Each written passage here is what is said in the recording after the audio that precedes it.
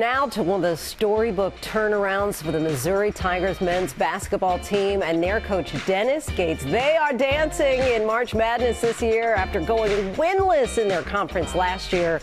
Will is back with his conversation with Coach Gates. Hello again, Will. Hey there, Lindsay. Last year, the Missouri Tigers won 8 games. They lost 24. They went defeated 0-18 in conference play. This year has been a remarkable turnaround. 22 wins overall, a 6th seed in this year's NCAA tournament.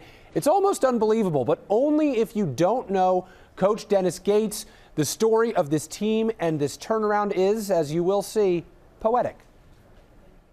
Do what we need to do, fellas. All right? Bring it in. Let's go. What was your message to the team as this season began, as you tried to make a comeback? It wasn't a try in my vocabulary, first and foremost. It was a mandate that this is what we're going to do. Last season was the worst in Missouri basketball history, but head coach Dennis Gates believed in himself, his players, and what was possible. I think when you look at what we did the prior year, you look at my track record, you look at who I am every day, but you look at the substance. Now, the results were one thing, but the substance is a whole nother. We played like winners. Injuries to key players played a role in last year's debacle.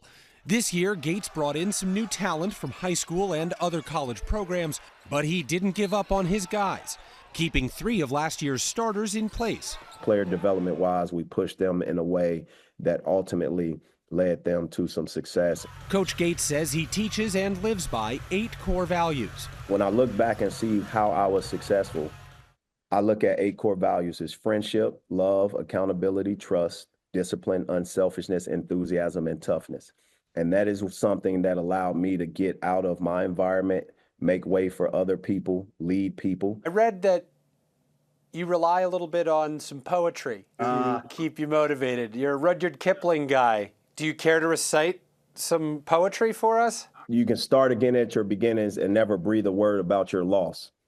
Right, that part in that poem is very essential because what it says is you can do all that you can do, but the real avenue, the real gate to manhood or growth is through failure.